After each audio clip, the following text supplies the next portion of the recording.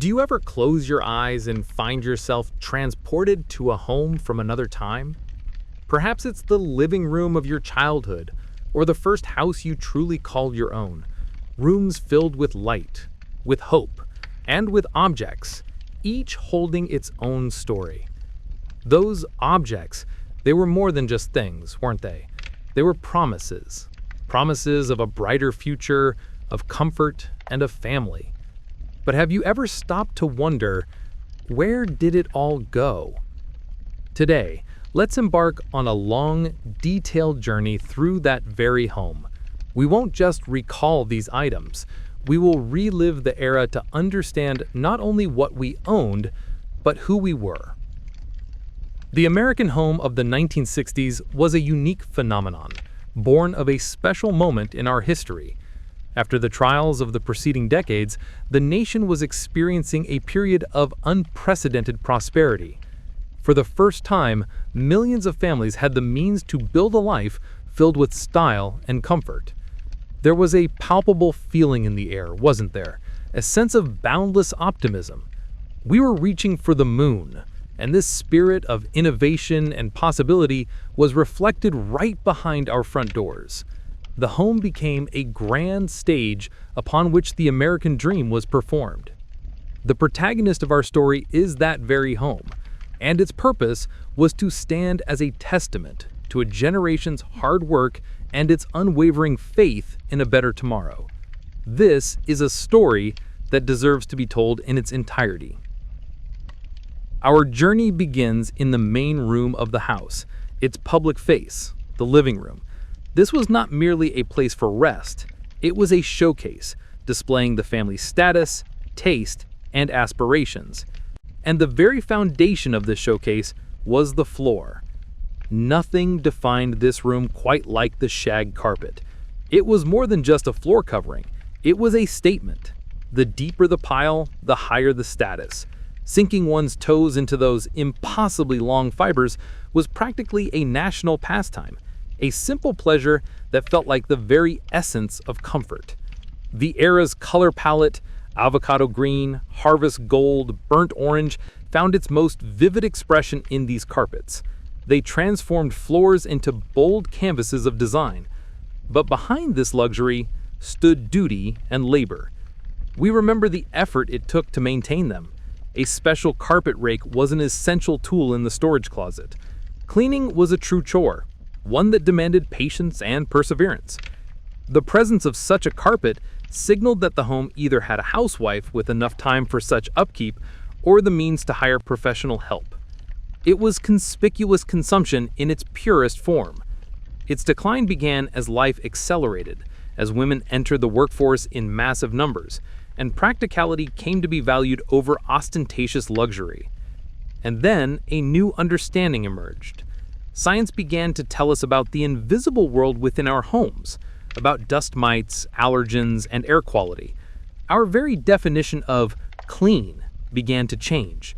From a symbol of status, the shag carpet transformed into a potential health concern. We began to look at our homes not just with our eyes, but through a microscope.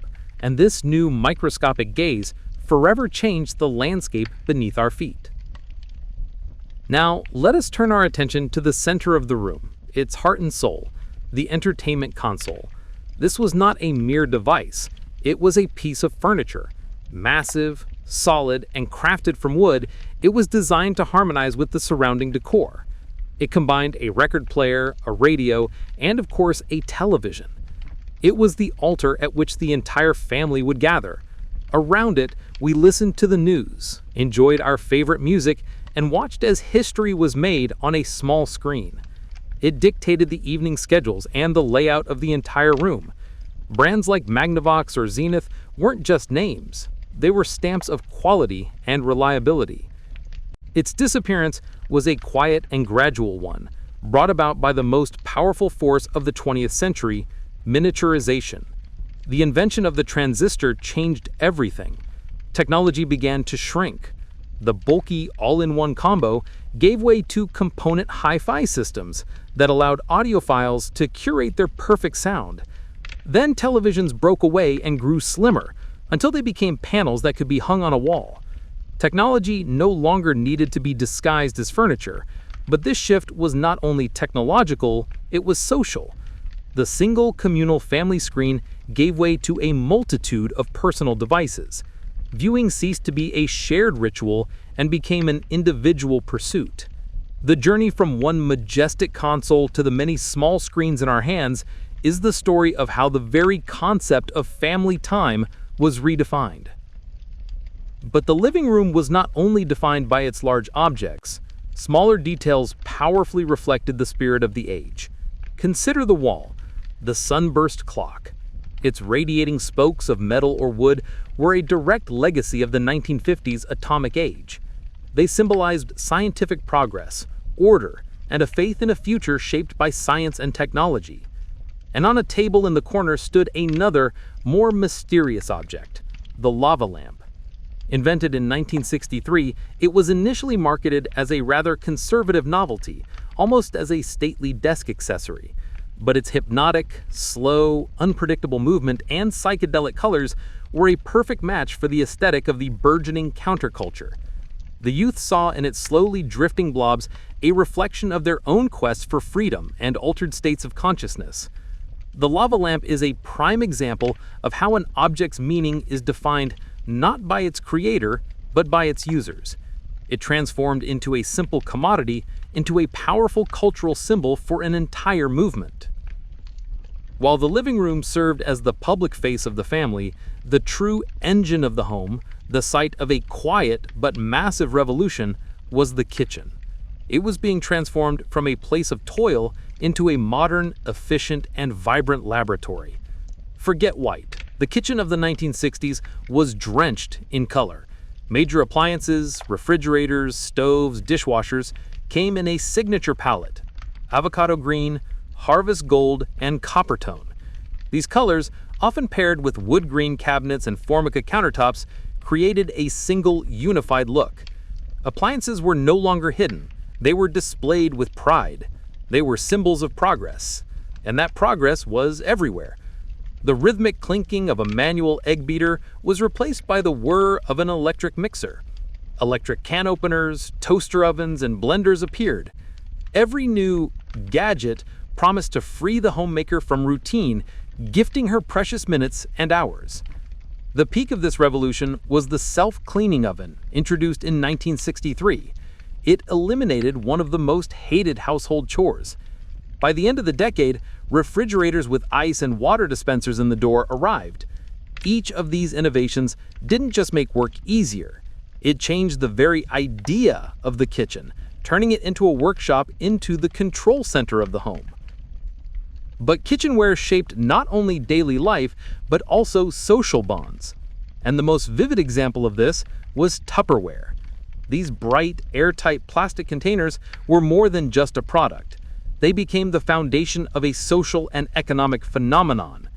The direct sales model of the Tupperware party was ingenious. It turned kitchens and living rooms into marketplaces and homemakers into entrepreneurs. In an era when professional opportunities for women were limited, this offered a new source of income, confidence, and influence.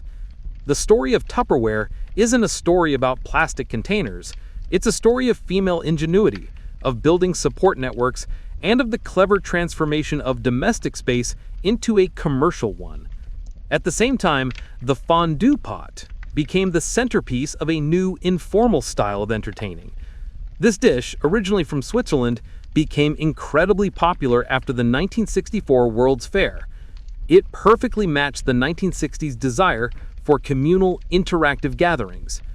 Guests would gather around a shared pot of melted cheese or chocolate, turning a meal into a collaborative, engaging event. It was the antithesis of the formal dinner party. A fondue party allowed the host to create a sophisticated, international event with relative ease, showcasing their modern sensibilities. The decline of fondue was tied to its narrow focus and fading novelty, but at its peak, it was a symbol of a new, more relaxed and social America. Now, let us step beyond the formal rooms and into the more personal and functional corners of the home. Here, where technology and daily habits shaped life on a more profound level. Before cell phones, communication was tethered to a single object, the rotary phone. These devices, often made of sturdy bakelite, were built to last for decades. They had their designated spot, on a kitchen wall or a special table in the hallway. A phone call was a stationary, semi-public activity. The telephone was not a personal device, but a shared household resource. Do you remember the sound of the spinning dial, that signature whirring click? Do you remember the long, coiled cord stretched to its limit for a private moment in a closet? Its obsolescence is a classic example of technological displacement. First came the push-button phone, which sped up dialing. Then the cordless phone severed the physical link to the wall. Finally, the mobile phone severed the link to the house entirely. Communication dematerialized. It went from being a physical